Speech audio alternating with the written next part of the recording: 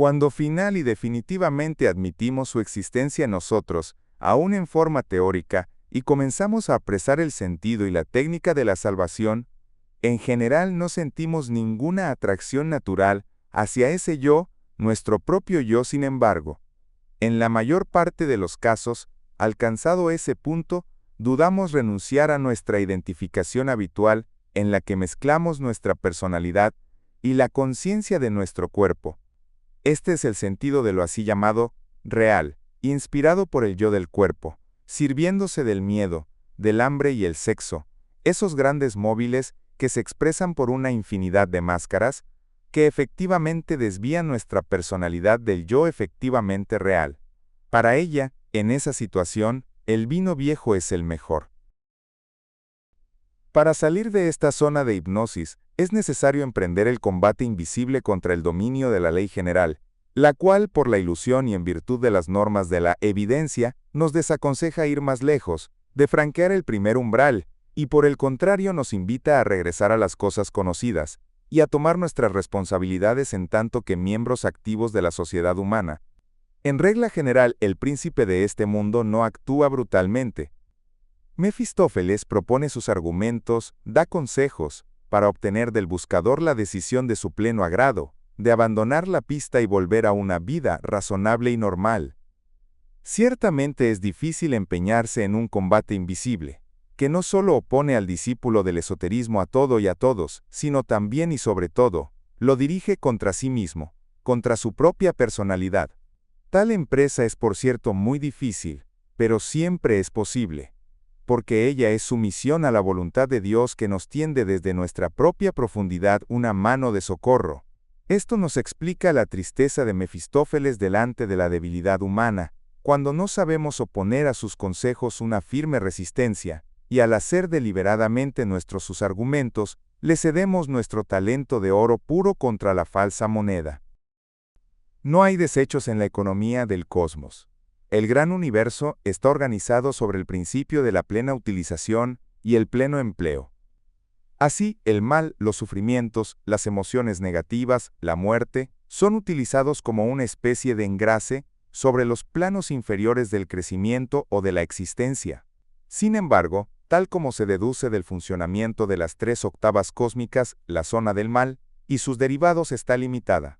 Se define exactamente por los bordes de la 3ª octava cósmica y por la extensión de la responsabilidad del absoluto 3, príncipe de este mundo, encargado del mixtus orbis y a la vida orgánica sobre la Tierra, en el cuadro de las influencias A. Desde este punto de vista puede decirse que todo el sentido del trabajo esotérico, el sentido mismo de la salvación, del llamado lanzado por San Juan Bautista, después por Jesús y sus apóstoles, es el de reconocer el valor relativo y subordinado de las influencias A, y admitir como único valor real, ya que es imperecedero, a las influencias B, fuente de la permanencia y de la salvación. La identificación realizada netamente por el discípulo con su yo real, produce en efecto una inversión de la escala, así llamada, normal de los valores, progresivamente sobre la escalera, integralmente en el segundo nacimiento.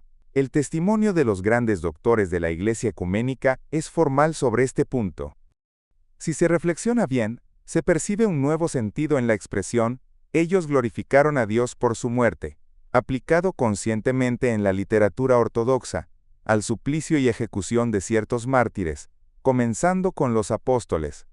El sentido profundo de esta expresión extraña es mucho más que un simple reconocimiento del coraje con el cual ellos afrontaron la muerte en nombre de su fe.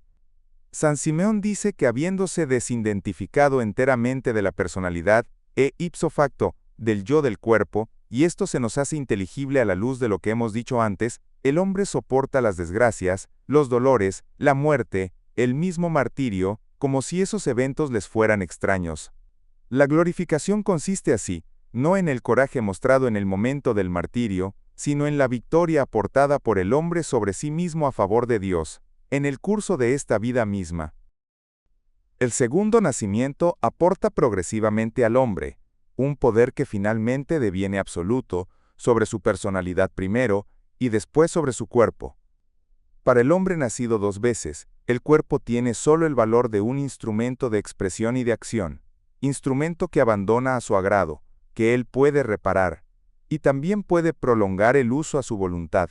Su muerte, que solo podrá sobrevenirle con su consentimiento, con más fuerte razón, el martirio. La crucifixión, por ejemplo, no le trae sufrimiento. He aquí donde reside el verdadero sentido de esta glorificación de Dios, que marca la victoria del hombre sobre sí mismo, inspirada y esperada por el Cristo. Dicho esto, no es necesario, sin embargo, llegar a la conclusión de que la pasión y la muerte de Jesús sobre la cruz fueron de la misma naturaleza.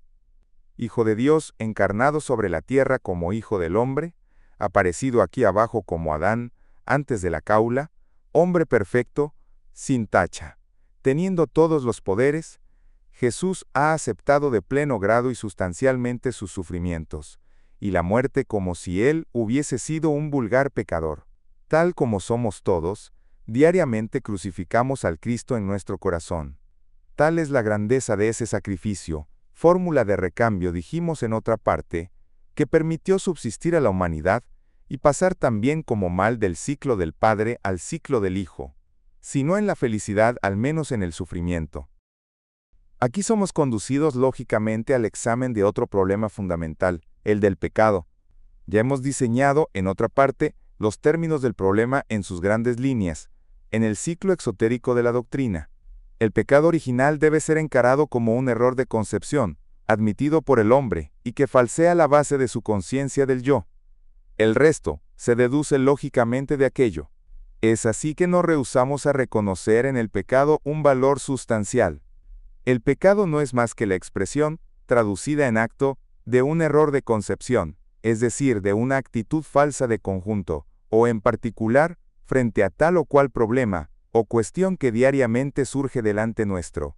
A menudo se confunde en este tema la causa y el efecto de una actitud causal que conduce necesariamente a desviaciones y equivocaciones con todas sus consecuencias.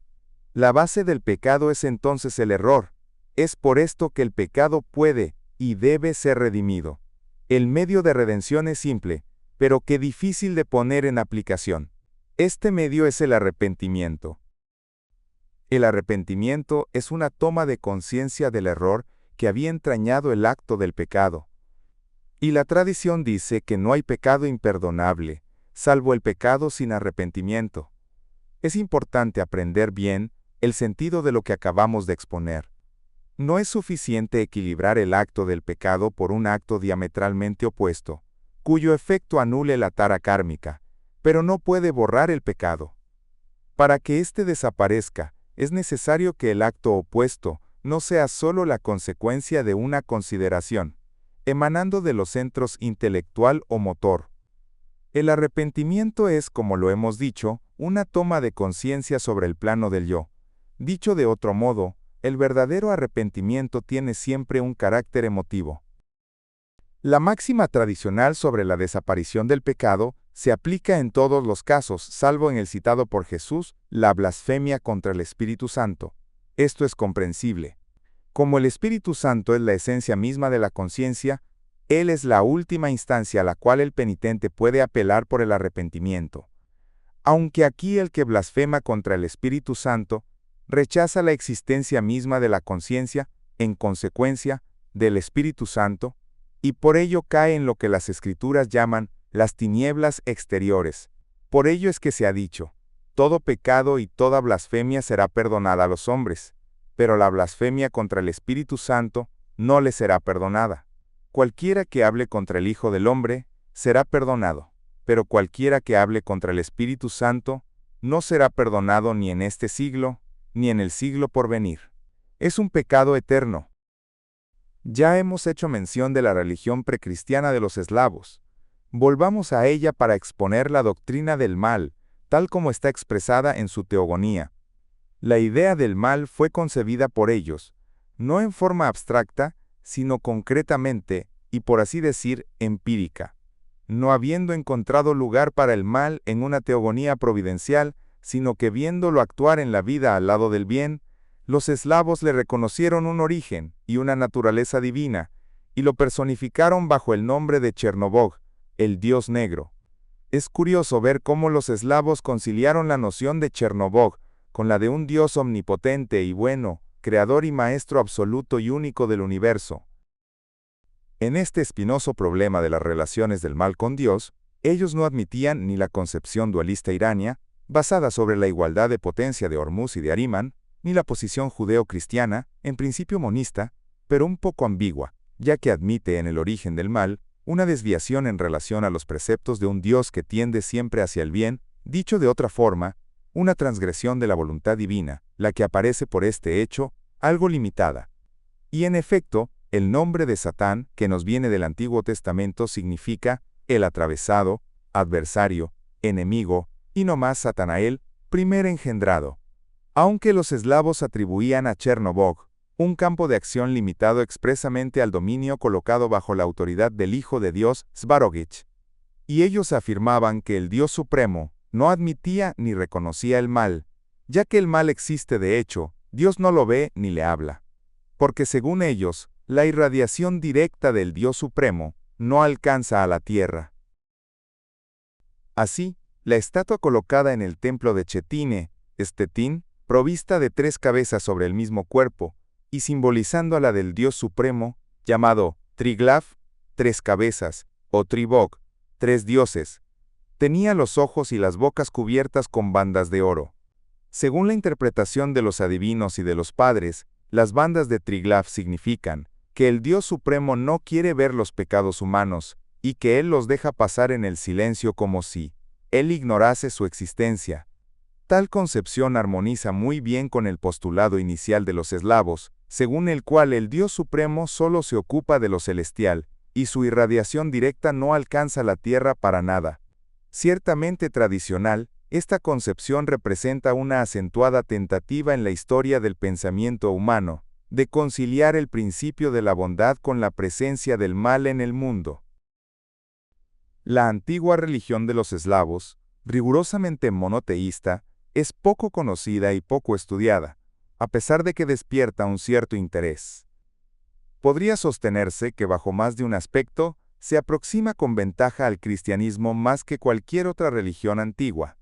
Es así como su teogonía conoce también al Hijo de Dios.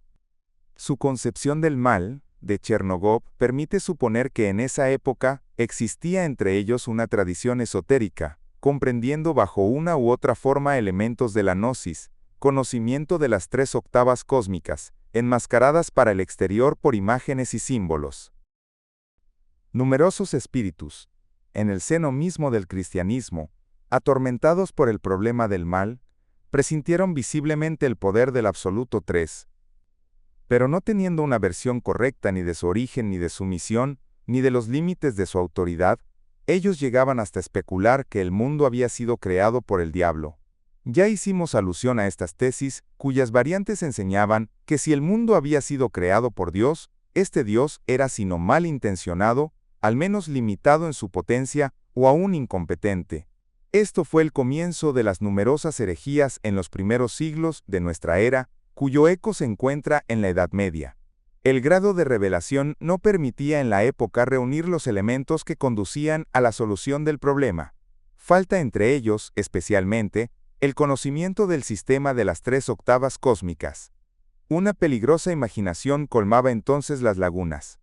La divulgación completa del sistema de las 3 octavas cósmicas permite abordar también una cuestión importante, y cuyo sentido siempre permanece flotante, el de la iniciación.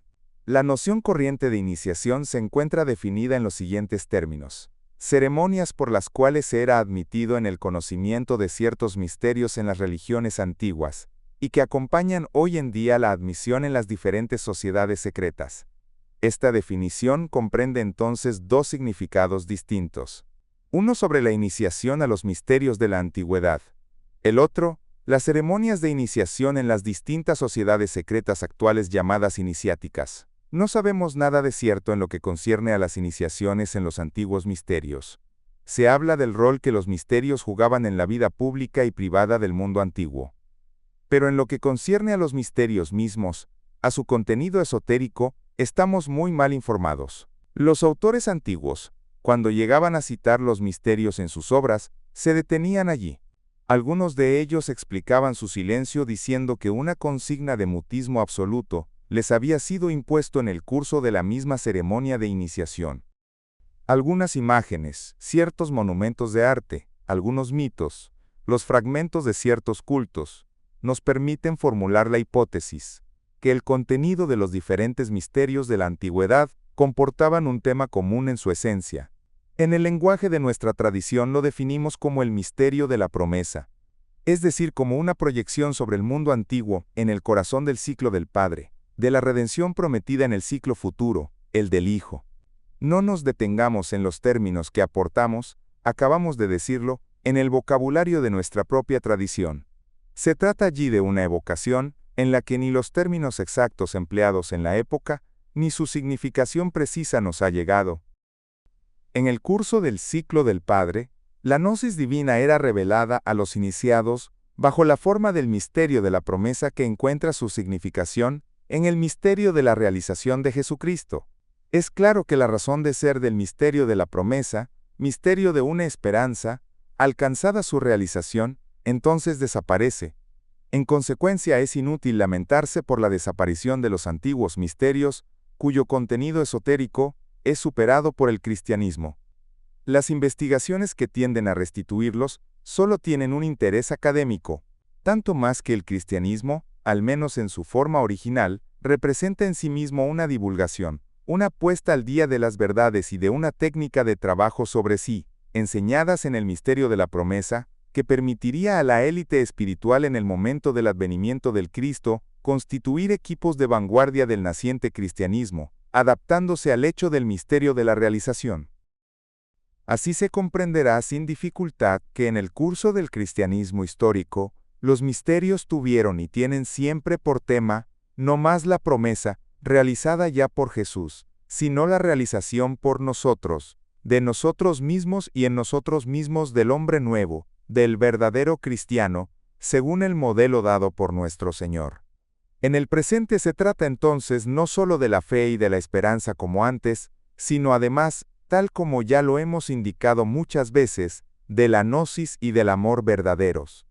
Esto es la nueva iniciación al misterio de la consumación, apuntando a la resurrección general en el curso del ciclo del Espíritu Santo. De esto se deduce, repitámoslo aún una vez más, que los misterios de los tiempos antiguos, dicho de otro modo del Antiguo Testamento, están superados. Habiendo pasado esos tiempos, la revelación esotérica pasa al grado superior. Así, la actualidad mística exige buscadores sedientos de verdad, a quienes el dar un paso adelante permite ser iniciados también en el misterio de la consumación, para que ellos constituyan en conjunto la vanguardia de la nueva sociedad humana, en el seno del ciclo del Espíritu Santo. Tal es la enseñanza propuesta en la serie de Gnosis que provee a los espíritus ávidos de Gnosis y de amor las indicaciones necesarias y suficientes para alcanzar por un trabajo ordenado y efectivo la iniciación al misterio último, el de la consumación. Nos es necesario detenernos aquí para precisar mejor el sentido y el efecto de la iniciación esotérica propiamente dicha. El lector atento de esta obra casi no tiene necesidad de ello. A todo lo largo de nuestro trabajo, hemos insistido en toda ocasión sobre la necesidad y la eficacia del trabajo del hombre sobre sí mismo en el plano esotérico. Está claro que se trata de un trabajo sobre la conciencia del yo. De los misterios de la antigüedad, sale un hombre nuevo, capaz de participar activamente y de contribuir a la venida de la era del Hijo. Sobre un plano superior, el misterio de la consumación hará aparecer, y ellos ya aparecen, los hombres nuevos, condición indispensable para que se abra favorablemente la era del Espíritu Santo, en relación a la cual nos encontramos actualmente en algún lugar del período de transición. La cultura de la razón pura y de la razón práctica era el objetivo de la transformación del hombre antiguo por la iniciación, como lo testimonian las obras de los grandes filósofos de la época. Hoy en día eso está superado, y el objetivo de la iniciación actual consiste en una toma de contacto directo, y cierto por intermedio del yo real, con la inspiración divina. En los dos casos, sean cuales fueran los niveles diferentes y sucesivos, la iniciación exigía y exige del buscador un largo, asiduo trabajo preparatorio, una modificación efectiva y profunda de todo su ser, apuntando a transformar su conciencia del yo. Los apóstoles de Jesús, después los grandes doctores de la Iglesia ecuménica, fueron ciertamente iniciados en el misterio de la consumación, tal como los santos del cristianismo histórico. Hoy en día una nueva élite de tales iniciados se constituye para asumir en un futuro próximo la responsabilidad de recibir e instaurar sobre la tierra la era del Espíritu Santo.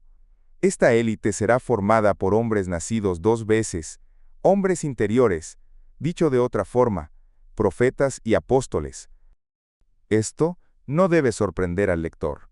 El progreso aterrorizante de la técnica coloca a la sociedad humana en una impas de poder. Muestra con evidencia la impotencia del intelectual, que siempre detenta el poder, para organizar la vida en condiciones que lo superan, y la paz verdadera deseada por todos, y no más el equilibrio del terror, se le escapa.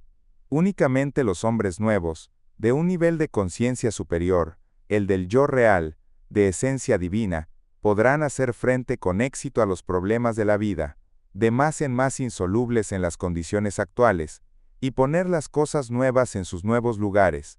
Es inútil sin duda, después de nuestra exposición, el precisar que la iniciación moderna, en el sentido esotérico de la palabra, no es una simple ceremonia.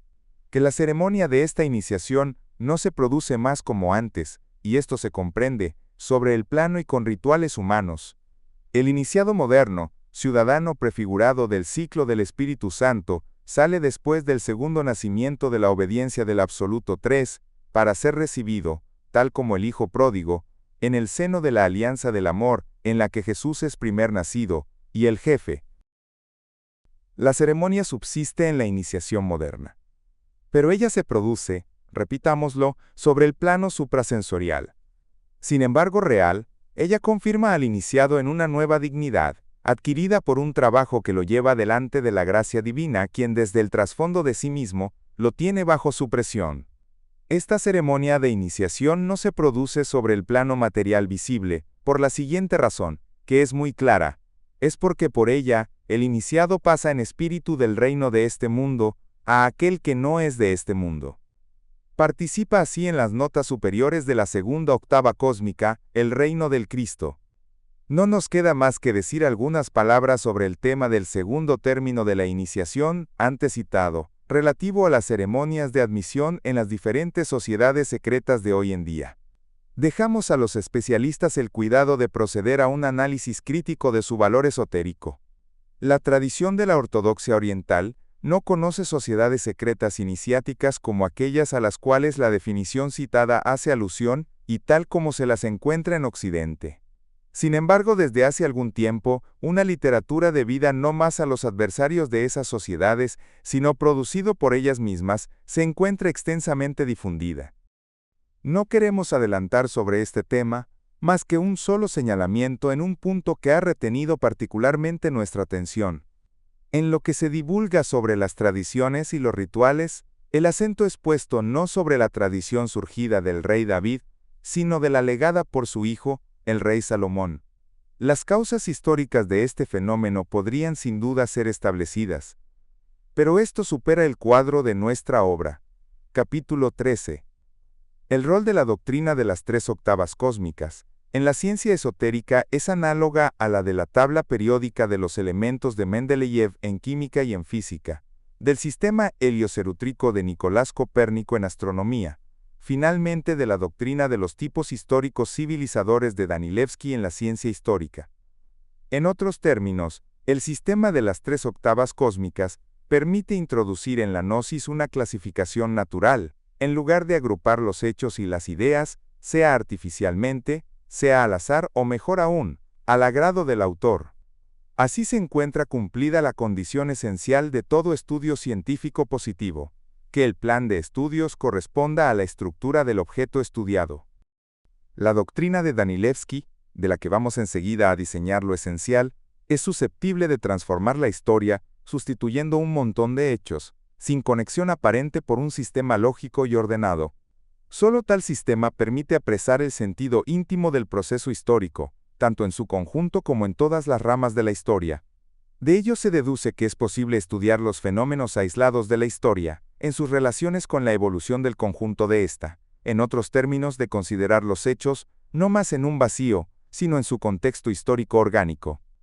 Poniendo las cosas en sus lugares, el sistema de Danilevsky, tal como el de Copérnico y el de Mendeleev, presenta la ventaja de hacer caducar automáticamente las falsas teorías, que siguen persistiendo en el estado actual de la ciencia histórica, y de impedir la aparición de tesis sin lazo con el contexto general de la historia. Observamos que la admisión de falsas teorías, tanto en el dominio de la historia como en el de la religión, es particularmente peligrosa. Introducidas en la conciencia de las masas por hábiles adeptos, estas teorías son susceptibles de crear verdaderas epidemias psíquicas que conducen a catástrofes. Un ejemplo de este riesgo nos ha sido dado por la teoría racista, que evolucionando de Gobineau a Hitler, devino uno de los móviles principales de la Segunda Guerra Mundial. Desde que Mendeleev demuestra teóricamente la posibilidad de detectar la energía intraatómica, y aún la desintegración experimental del átomo, anunciado por este sabio, pasa un siglo. Se cuentan 3 siglos desde la publicación por Copérnico de su Tratado de Revolutionibus Orbium Caelestium en 1543, hasta el descubrimiento de Neptuno por Le Vernier y Adams, cuando situaron su posición por cálculo en 1843-1845, sin haberlo observado directamente. Estos ejemplos, y sería posible encontrar muchos otros, muestran qué lento es el ritmo en el que trabaja el pensamiento humano. Examinando esta noción de ritmo, es necesario tener presente que Mendeleev tuvo en química y en física toda una serie de brillantes sucesores. Copérnico fue igualmente seguido por grandes espíritus como Giordano Bruno, que generaliza su sistema, Johannes Kepler, que lo rectifica y lo define en sus 3 leyes, Isaac Newton, que lo completa con el descubrimiento de la gravitación universal. Aunque las tesis históricas de Danilevsky, biólogo a quien la Rusia debe sus reglamentos de pesca marina, no hicieron nacer un discípulo. Hasta el momento no se le conocen más continuadores, aunque sus ideas se encuentran acá y allá en ciertos autores modernos, tal como Oswald Spengler y Arnold Toynbee.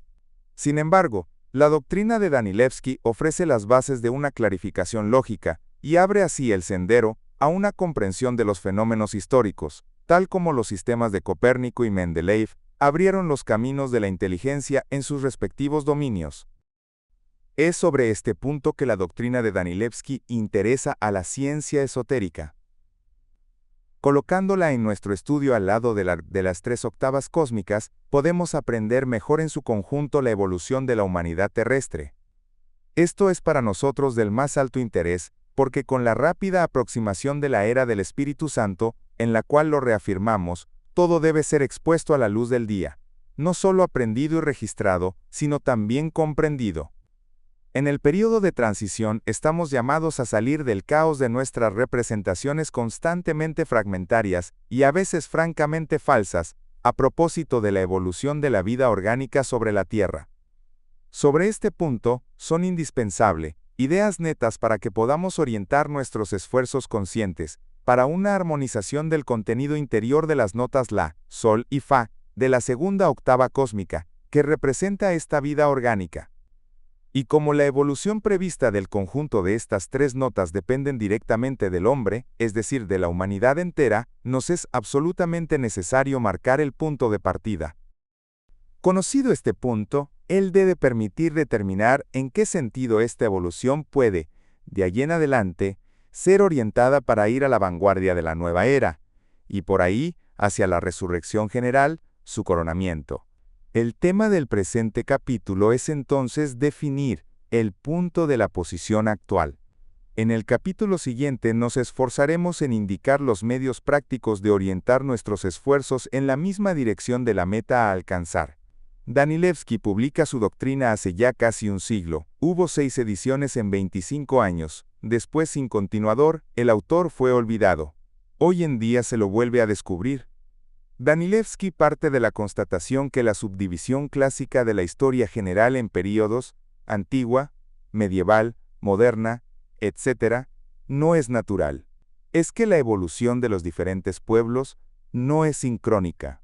La misma época puede comprender la historia antigua de unos, la Edad Media de los otros, la historia moderna de los terceros, etc.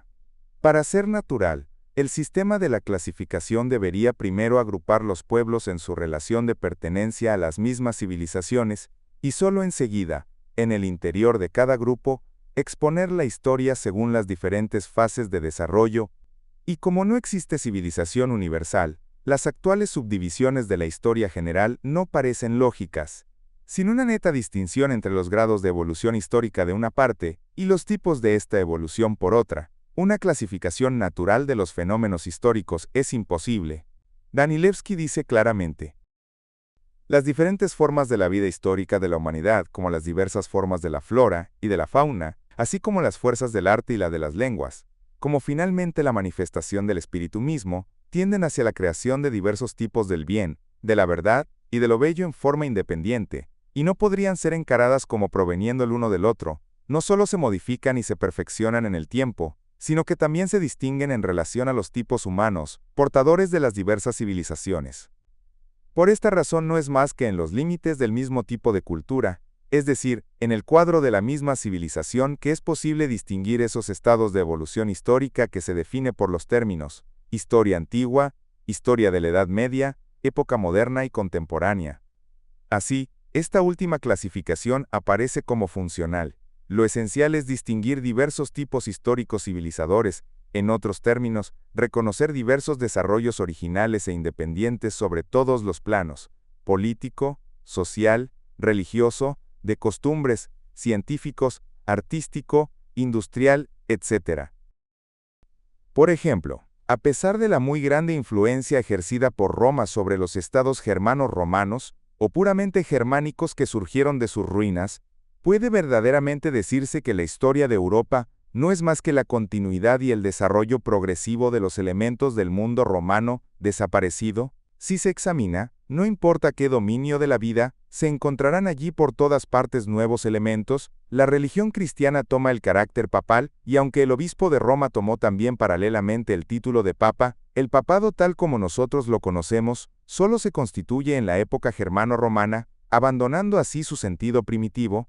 Las relaciones entre las clases sociales se encuentran totalmente modificadas, habiendo adoptado la sociedad el sistema feudal, desconocida en el mundo antiguo.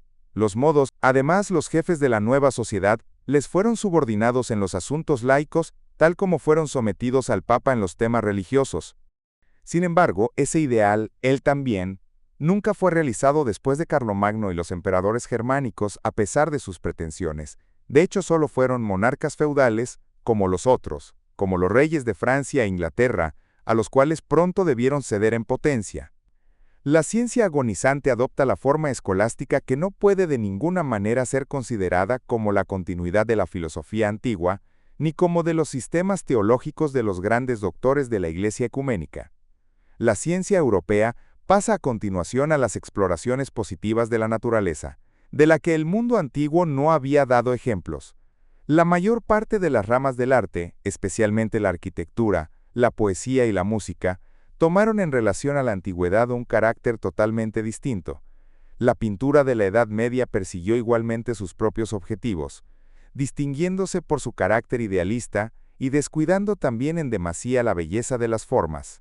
Solo la escultura guarda un carácter imitativo y se esfuerza por seguir el camino de los antiguos, pero justamente esta rama del arte no solo no progresó, sino, sin ninguna duda, sus producciones representan un retroceso en relación a sus maestros. Bajo todos los aspectos, los elementos de la vida romana habían completado su ciclo de desarrollo. Habiendo dado todos los resultados de que fueron capaces, se habían finalmente agotado, de manera que no le quedaba nada para ser desarrollado. Entonces estuvo obligado, en la siguiente civilización, a partir no ya del punto donde Roma se había detenido porque por su propio camino ella ya había alcanzado su límite extremo, sino que tuvo que comenzar de nuevo y marchar en una nueva dirección que le permitiese una evolución ulterior. Aunque este nuevo camino no es tampoco sin fin, y la nueva marcha tendrá fatalmente su propio límite infranqueable. Siempre ha sido así y siempre será lo mismo.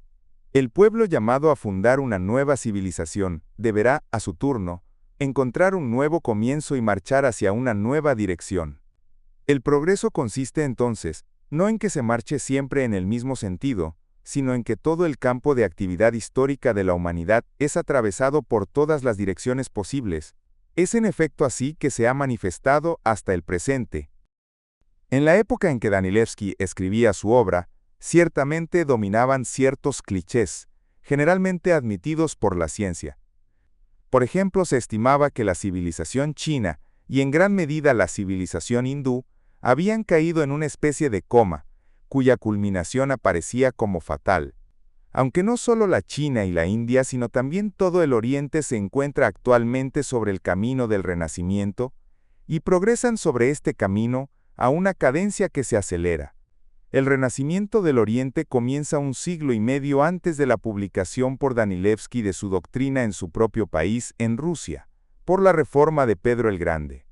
Bajo su conducción, la Rusia, la primera entre los países de ese Oriente dormido, se despierta e indica el camino a los otros. En el siglo siguiente, el Japón adopta y realiza sobre su suelo, y por su cuenta el programa de Pedro. En el siglo XX, todo el Oriente se compromete poco a poco sobre la misma ruta. La revolución de los jóvenes turcos comienza en 1908 para alcanzar, bajo Kemal Atatürk, la instauración de un Estado laico y nacional. En 1911, la Revolución China alcanzó bajo nuestros ojos a establecer en China un gobierno central dotado de un poder real, hecho desconocido en ese país desde hace siglos. En el surgimiento de las dos guerras mundiales, después de la Revolución Rusa, la caída de la monarquía de los Habsburgos y del Imperio Otomano, viene la emancipación de los países eslavos, del mundo árabe. Después la descolonización trae la independencia de la India, de Indonesia, de Indochina, etc., sin hablar del Magreb. El despertar de una conciencia nacional ha modificado completamente la faz del Oriente. La situación, aunque muy diferente, también se ha renovado profundamente en África. El sistema de Danilevsky ha surgido de un análisis de la sucesión de los tiempos. Él dice, la investigación y la clasificación de los tipos históricos civilizadores no presentan dificultades porque son conocidos por todos, pero no se les atribuye la primordial importancia que tienen, contrariamente a las reglas de los sistemas naturales. A pesar del buen sentido, se los subordina a una subdivisión general, totalmente arbitraria y asimismo irracional. Estos tipos históricos civilizadores, en otros términos, las civilizaciones originales clasificadas por orden cronológico, son las siguientes. 1. Egipcia. 2. China. 3. Asirio-Babilonia-Fenicia, Caldea o Semítica antigua. 4. India. 5. Irania. 6. Hebraica. 7. Helénica. 8. Romana. 9. Cosemita o árabe. 10. Germano-romana o europea. Aquí pueden agregarse todavía dos tipos americanos, el mexicano y el peruano, que desaparecieron sin haber tenido tiempo de completar su desarrollo.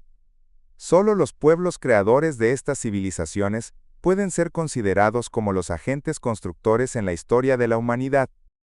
Prosiguiendo cada uno de ellos su propia vida, cada cual ha desarrollado el elemento original de su genio para hacer un aporte al tesoro cultural común de la humanidad. Sin embargo, los tipos históricos civilizadores que acabamos de designar como agentes positivos de la historia no dan cuenta del conjunto de fenómenos de ese orden. Como en el sistema solar, al lado de los planetas se encuentran cometas que hacen su aparición para enseguida perderse en el abismo del espacio, y además existe la materia cósmica que se manifiesta bajo la forma de estrellas fugaces, de aerolitos y de luz zodiacal. Lo mismo es en el universo humano, porque al lado de agentes civilizadores positivos y originales, se encuentran otros que solo intervienen para aportar perturbaciones. Tal fue el caso de unos, de los mongoles y de los turcos. Habiendo cumplido, en relación a civilizaciones agonizantes, su rol destructor, ellos vuelven a su estado primitivo de menor importancia. Los llamaremos los agentes negativos de la humanidad. Es necesario decir a continuación que tal ha sido el rol de los germanos y de los árabes. El mismo pueblo puede entonces jugar tanto el rol destructor como el constructor. Finalmente existen pueblos, a los cuales no fueron dados ni la grandeza constructiva ni la grandeza destructiva, y que no fueron llamados a jugar un rol histórico de primer plano, positivo o negativo. Estos pueblos constituyen el material etnográfico. En otros términos, ellos entran en la constitución de los organismos de los tipos históricos civilizadores, como un elemento no orgánico. Sin duda se enriquecen y aumentan su diversidad, pero ellos mismos no alcanzan el estado de individualidad cultural histórica.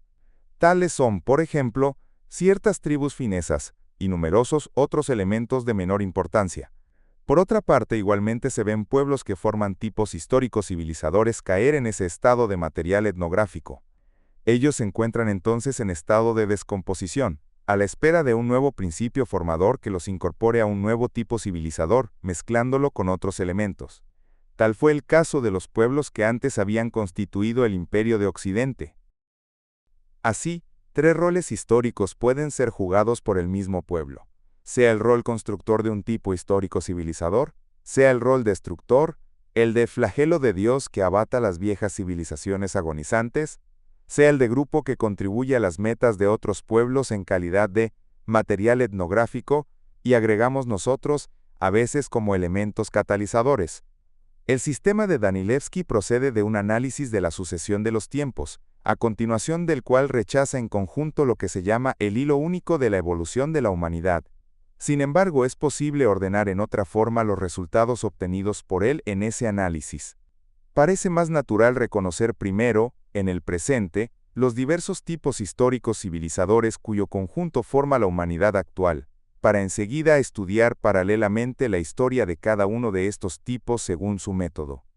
Retomando la analogía que él ha usado, encararemos entonces la humanidad en su conjunto, compuesta de diversos tipos civilizadores a diversos grados de desarrollo, decadencia o letargia, tal como la familia de los planetas que, siguiendo cada uno su propia órbita, forman sin embargo un todo coherente, ejerciendo constantemente su influencia los unos sobre los otros, así como sobre el conjunto del mundo planetario. Evidentemente la analogía no es similitud. Ella nos ayudará de todas formas a apresar el sentido general de la evolución histórica de los tipos civilizadores, y por allí veremos que la distinción hecha por Danilevsky entre las civilizaciones tradicionales y aisladas, China e India, no corresponde a los hechos. La vida de un tipo civilizador no se compone de un solo ciclo con un solo apogeo, como lo había creído Danilevsky, en especial a propósito de China. Esta vida, tal como la rotación de los planetas alrededor del Sol, comporta numerosos ciclos, después numerosos períodos de letargia, de renovación, de expansión fructífera, finalmente de decadencia y de sueño. Sobre todo la evolución de cada tipo civilizador sigue una especie de curva sinuosa, yendo por las fases sucesivas de un renacimiento a otro. De todas formas, no se perderá de vista que la naturaleza de la humanidad y sus grupos, así reconocidos, no pertenece a la mecánica celeste, sino a la biología terrestre. Es por esto que Danilevsky ha diagnosticado justamente una caída fatal para las civilizaciones que se muestran incapaces de un renacimiento. Si seguimos el método propuesto, el primer campo de estudio se presenta así. Para el conjunto de la humanidad, sobre toda la extensión de la superficie terrestre, reconocemos todos los lugares de civilizaciones originales, sean en formación, en crecimiento, en declinación, en estado de letargia o incluso extinguidos.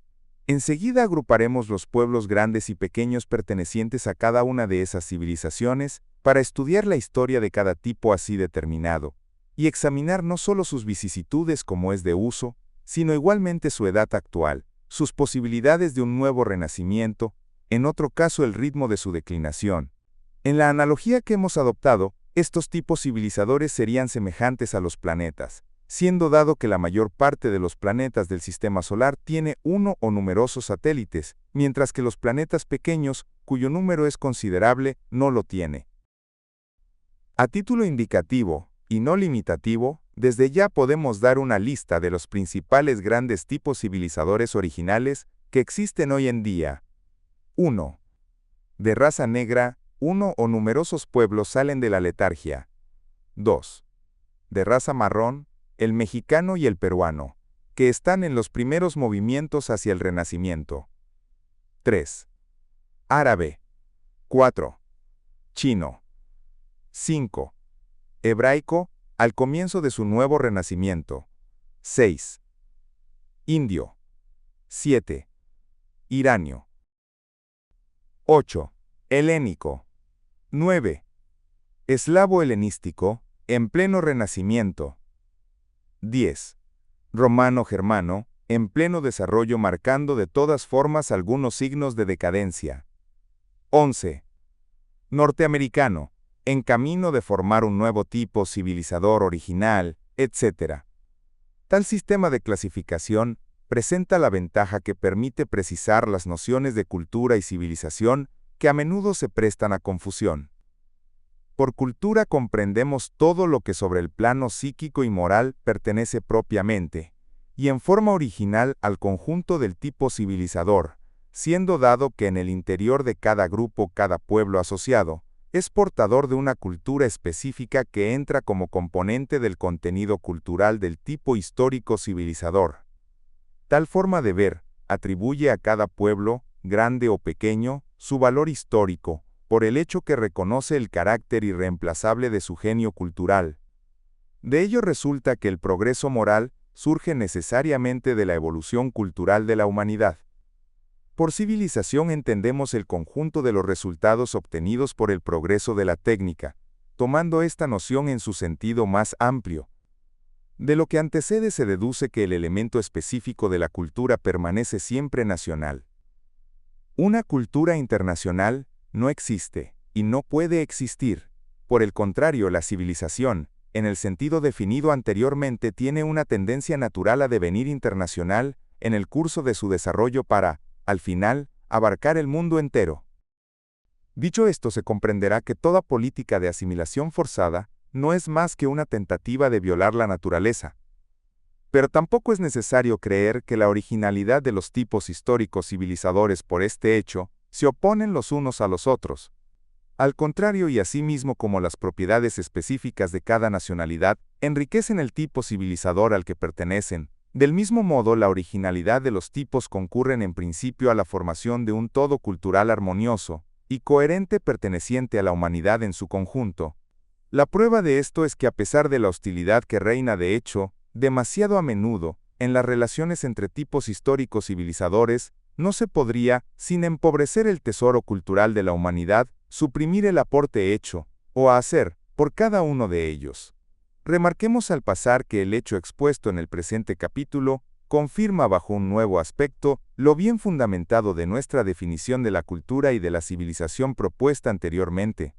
Encarada bajo este ángulo, y desde el punto de vista esotérico, la civilización, que tiende a devenir universal, significa el continente del cuerpo psíquico de la humanidad, mientras que la cultura en su diversidad representa su contenido. Por el momento el continente no ha alcanzado todavía a completarse, mientras que el contenido aparece como una limadura en la imagen que hemos evocado. Para explicar la situación interior real del hombre exterior, esta analogía puede ser llevada muy lejos. Si se toma a la humanidad como un todo, un conjunto, un ser viviente, se reconocerá sin trabajo el carácter anárquico e impulsivo de una existencia en la cual, según la palabra de San Pablo, ella no hace lo que quiere y hace lo que no quiere. Y el régimen del equilibrio inestable de fuerzas opuestas, fórmula clásica de la política internacional, es el fiel reflejo de la existencia interior de la casi totalidad del común de los hombres. Provistos ahora de la doctrina de Danilevsky, tal como la hemos adaptado, volvamos a la idea del paralelismo entre los esfuerzos conscientes que el hombre exterior debe cumplir para alcanzar a crear en él, el centro magnético, y aquellos que necesitan la formación en el seno de la sociedad humana, una organización de las Naciones Unidas. Estos dos procesos son largos y difíciles. En los dos casos comienzan solo cuando las influencias B son captadas y retenidas. Hemos expuesto bastante largamente este proceso en el hombre, en el primer ciclo de la presente obra, como para que sea necesario volver a él. En lo que concierne a la organización racional del continente, del cuerpo psíquico de la humanidad, es necesario decir que el rol de las influencias B es allí determinante. Si la conciencia, fuertemente acrecentada por la catástrofe de la Segunda Guerra Mundial, no habría penetrado los espíritus, la carta tal como es, no podría haber nacido jamás. Cierto, Ella es imperfecta, está lejos de ser aplicada integralmente y se percibe sin dificultad al estudiar los 16 volúmenes de los documentos de la Conferencia de las Naciones Unidas sobre la Organización Internacional que su venida al mundo fue penosa. Las influencias A jugaban entonces y siempre juegan en la política internacional un gran rol, un papel de freno. Sin embargo, ellas no son ya determinantes como ocurría en el siglo pasado. Es así que, con la descolonización, el principio de libertad, igualdad y fraternidad gana terreno cada día, para aplicarse en el futuro a todo el globo. Y es fácil percibir las transformaciones constantes y profundas que sufre en consecuencia la organización internacional. El vicio orgánico de la Carta, desde el punto de vista esotérico, consiste en que, proclamada en nombre de las naciones, ella crea de hecho una organización integralmente formada por estados, en la cual los delegados se encuentran necesariamente ligados por sus instrucciones. Así la ONU no refleja actualmente una verdadera opinión mundial, porque ésta expresaría la conciencia planetaria que de hecho le es desconocida. Para alcanzar esta expresión de la conciencia planetaria, sería necesario modificar la Carta, en el sentido de una democratización de los estatutos de la organización. La fórmula aparentemente más oportuna sería el establecimiento de un sistema bicameral, que colocaría al lado de la Asamblea actual de los Estados otra asamblea igual en derecho, la de los pueblos, sesionando en el mismo lugar y en las mismas fechas. Estas dos asambleas reunidas formarían una Asamblea Suprema, mientras que cada una de las cámaras no podría hacer más que recomendaciones, el voto de la Asamblea Suprema sería imperativo. Es evidente que la conciencia y la aceptación, como valor supremo de las influencias B, no peor los hombres de Estado, tomados aparte, sino por los organismos gubernamentales, todavía no ha alcanzado un nivel suficientemente elevado, para que el sistema propuesto pueda ya tomar cuerpo. Sin embargo, no es temerario decir que a pesar de todas las dificultades y las sucesivas crisis, existen indicios certeros de una evolución en el sentido indicado. Evolución por otra parte indispensable, para que el período de transición culmine con un éxito, y no por el diluvio de fuego.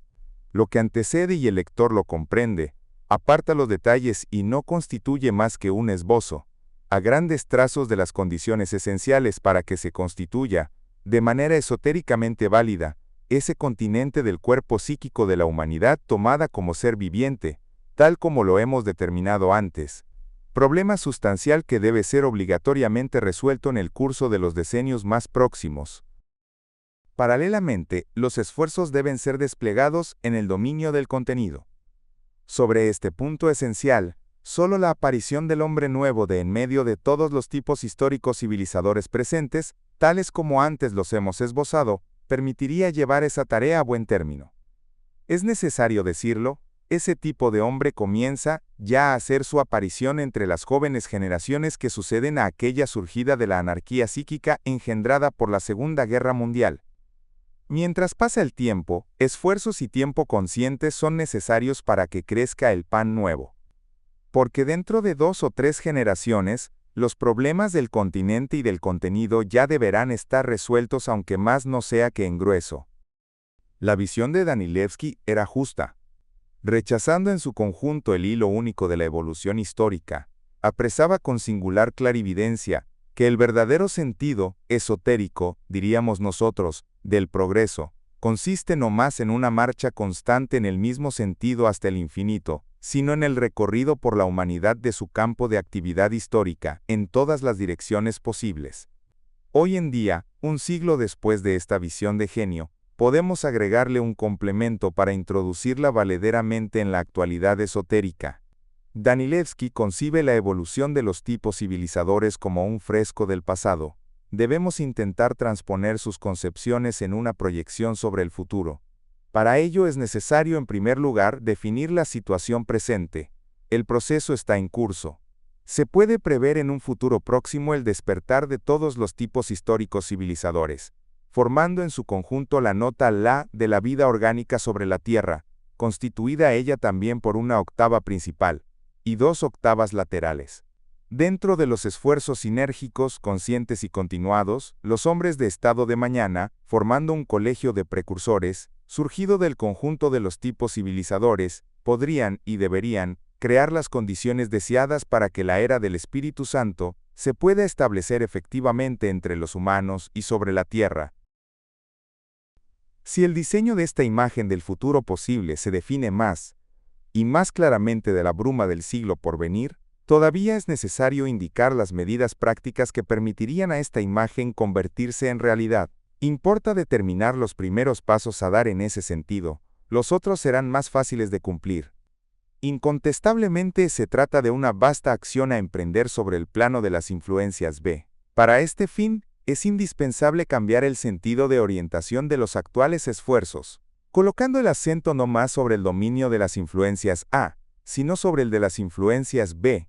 Aquellos que son conscientes de la urgencia del problema, deben tomar por regla invariable el buscar no más lo que separa a los humanos individual o colectivamente, sino los que los liga orgánicamente y que en consecuencia podría unirnos. Tal es el tema del capítulo siguiente. Capítulo 14. Hemos indicado en el preámbulo de la segunda parte de este volumen, que en el ciclo mesotérico, el estudio del universo debía conducir esencialmente sobre los problemas y los hechos de la vida orgánica cósmica y terrestre, y más especialmente sobre el rol del hombre en sus medios y sus posibilidades. En este capítulo encararemos al hombre contemporáneo en el cuadro en que vive, para examinar de más cerca el contexto histórico en el que está colocado, a fin de deducir el sentido de su posible evolución. Examen indispensable, porque en su evolución general, el hombre tiene siempre un retraso, que por la rápida aproximación de la era del Espíritu Santo, él debe intentar superar, bajo pena de sufrir el diluvio de fuego. Esta nueva era está llena de maravillosas promesas, pero en contrapartida plantea exigencias inmensas a las que el hombre deberá dar la cara.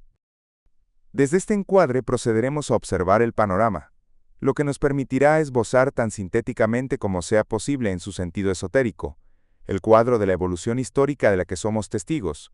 También nos esforzaremos en resaltar las exigencias y las posibilidades de este período, y discernir si la facultad de ser no solo los testigos del tiempo presente, sino también convertirnos en los artesanos del próximo futuro, se nos es ofrecida y en caso de afirmativa, ¿cómo podríamos ejercerlo? El tema de este capítulo es el cristianismo, forjador de nuestra civilización, modelo de la que viene. Trataremos de ceñir este vasto problema separando todo lo que no lo toca directamente. Hemos indicado más de una vez en el curso de esta obra, que la tradición esotérica tal como la verdad misma, es una. Y hemos precisado que la revelación de la verdad, fuente de la tradición, no ha sido divulgada de una vez para siempre y en toda su amplitud. La tradición no está fijada sino que es móvil, enriqueciéndose progresivamente por las nuevas divulgaciones de la verdad, aportadas por la revelación, siempre dosificada para responder a las necesidades de la época y de la causa. Es así como la revelación del Nuevo Testamento enriquece la del Antiguo, y que el testamento de la nueva era, la del Espíritu Santo, enriquece las dos precedentes. Decimos bien, enriquece y no anula. El efecto de abolición se producirá de todas formas, como fue el caso para el pasaje del ciclo del Padre al del Hijo, pero esta anulación solo será efectiva en función del presunto crecimiento del hombre, según el principio anunciado por el apóstol San Pablo.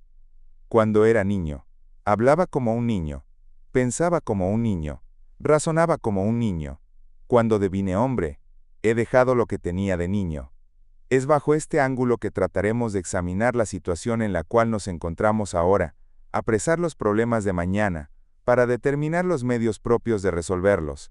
En efecto, la tradición es una, y cualquiera que llegue a alcanzar la verdad alcanza esta misma y única verdad, se trate al comienzo de un cristiano, o de un no cristiano, de un creyente o de un ateo. El camino de la salvación es uno, y está abierto a todos, pero múltiples son los senderos y variados los caminos de acceso que conducen a él. El Cristo es cósmico, y cualquiera que lo reconoce deviene cristiano por este hecho. El rey David había alcanzado el Cristo, y el Cristo encarnado en Jesús fue llamado Hijo de David. Sin embargo, hablando del cristianismo, se entiende generalmente por ello la confesión cristiana, la iglesia cristiana, primitiva e histórica, la tradición cristiana, en fin, la civilización cristiana. Estando en el cuadro de esta definición, necesariamente sumaria, sin hablar de los misterios de la iniciación, es importante para nuestro estudio poner en relieve los trazos que distinguen el cristianismo de otras religiones y sistemas filosóficos religiosos. Estas particularidades esenciales son 4. Examinémosla una por una. 1. Se remarcará, en primer lugar, que antes del cristianismo, ninguna otra religión o sistema filosófico ha apuntado jamás a la ecumenicidad. Hasta el proselitismo fogoso del Islam se ha estabilizado, después esta religión ha sufrido un retroceso. La misma suerte corrieron todas las grandes religiones del mundo, muertas y vivas. El cristianismo ofrece en su evolución histórica un espectáculo totalmente distinto. Es verdad que también él sufre ciertas pérdidas en la Edad Media, especialmente en provecho del Islam, pero le opone las cruzadas, acto de fe sin precedentes en la historia de las religiones. El cristianismo también acusa pérdidas desde los tiempos modernos, pérdidas ocultas que es imposible censar como consecuencia de la propagación de las doctrinas materialistas y ateas que han acompañado el progreso de la ciencia y de la técnica. Se trata allí de un fenómeno general, siendo consideradas por los progresistas todas las religiones como opio del pueblo. De todas formas, un hecho objetivo salta a los ojos. He aquí que hace ya 2000 años, que en un rincón alejado del Imperio Romano, alguien predica una nueva doctrina. Su predicación no dura más que 3 años y termina con un fracaso. El predicador fue ejecutado. Pero en la víspera de su muerte, él profetiza diciendo que la buena nueva que él había aportado sería propagada en el mundo entero para servir de patrimonio a todas las naciones. Si uno se coloca en el ambiente de la época, en la óptica de un hombre culto de la sociedad greco-romana, y suponiendo que esa profecía haya llegado a sus oídos, esa pretensión no habrá podido más que hacerlo sonreír. Sin embargo, hoy en día es un hecho cumplido.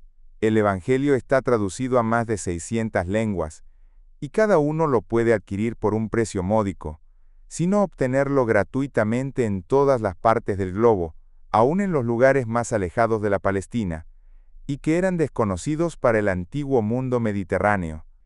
Es un milagro, y este milagro podemos constatarlo y reconocerlo como tal, porque él está realizado materialmente.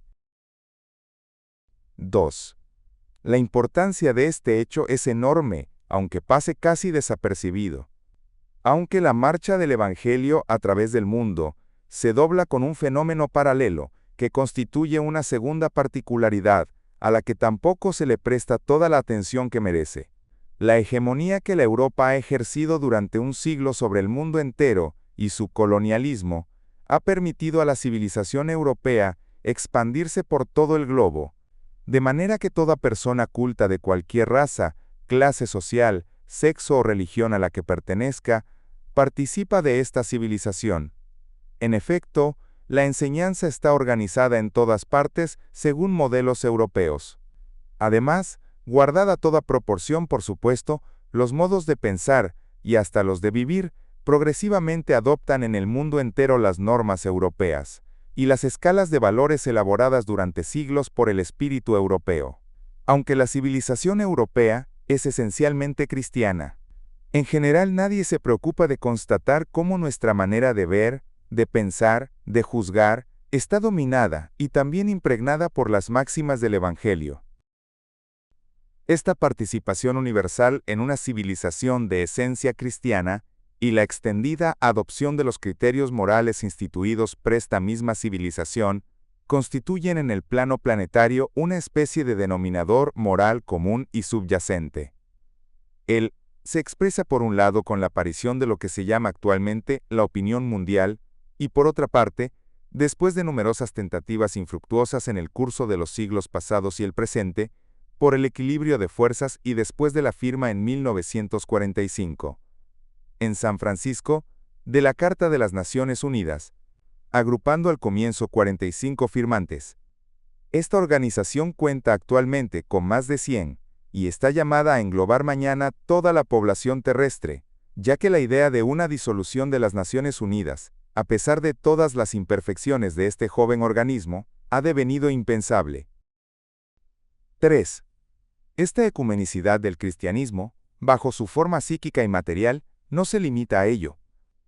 Sobre el plano espiritual, su trazo distintivo es que es el cínico a predicar la resurrección general, uno de los principios de base de su tradición esotérica, y a la cual no se hace alusión ninguna en el Antiguo Testamento.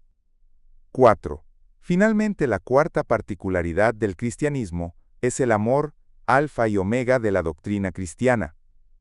Aunque hablara, dice el apóstol, las lenguas de los hombres y de los ángeles, si no tuviese amor, soy como un bronce que suena, o címbalo que retarle. Y aunque tuviera el don de la profecía, la ciencia de todos los misterios y todo el conocimiento, aunque tuviera la plenitud de la fe como para trasladar montañas, si no tuviera amor, no sería nada. Tales son las principales características que distinguen al cristianismo, y en su conjunto, ellas constituyen un verdadero supradenominador común, tendiendo hacia la unidad del mundo y ayudando a alcanzarlo. Asistimos así a un fenómeno curioso. El progreso es aterrador de una ciencia y de una técnica agnósticas en su esencia, pero fruto de la civilización europea y que ayuda grandemente a su irradiación, sirviéndole también indirectamente, aunque vigorosamente, para implantación en el mundo entero de modos de estudios y de pensamiento, y por ellos de una mentalidad y de un lenguaje alimentado de máximas cristianas, sin que pueda ser claramente percibido su origen. Hoy en día el mundo tiende a una unificación que es la palabra de orden, tanto sobre el plano material como sobre el plano psíquico, bajo su modo intelectual especial. Queda el plano espiritual. A ese nivel, la actitud del hombre se manifiesta por la profesión de fe. Aunque tardíamente una tendencia a la unidad también se manifiesta sobre el plano esencialmente religioso. Poco a poco la tolerancia religiosa gana los espíritus. El fuego y las llamas de la Inquisición, lo mismo que el sable del Islam, pertenecen a la historia. Sin embargo, no puede decirse que la intolerancia religiosa haya desaparecido de la superficie de la tierra. Ella existe, arde bajo la ceniza, a veces ocasiona sobresaltos. Pero actualmente encender una guerra de religión sería quimérico. A pesar de esta marcada tendencia fraternal, el problema es muy difícil de resolver, porque en ese dominio se está expuesto a la naturaleza inflexible de la profesión de fe, que excluye la aplicación de todo compromiso en vista de un equilibrio. La tendencia a la unidad que se instauraría ya no sobre un acuerdo, ya se ha manifestado hace más de medio siglo en el seno del cristianismo sobre la iniciativa de su rama protestante.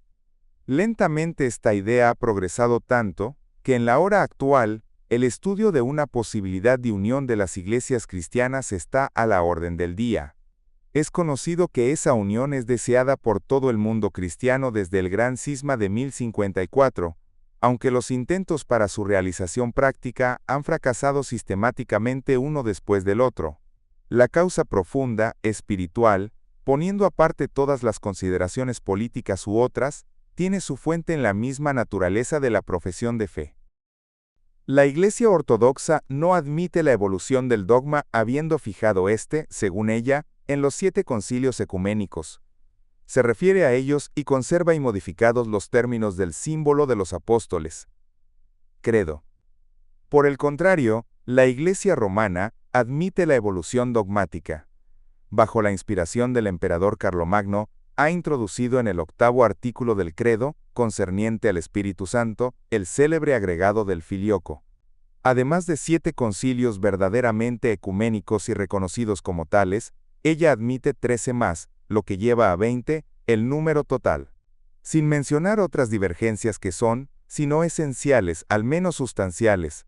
Lo que acaba de decirse, es suficiente para comprender la dificultad de alcanzar el camino de un entendimiento, es decir, de un compromiso, y la unión de las iglesias occidental y oriental, por no decir nada de sus iglesias reformadas, derivadas de la iglesia romana.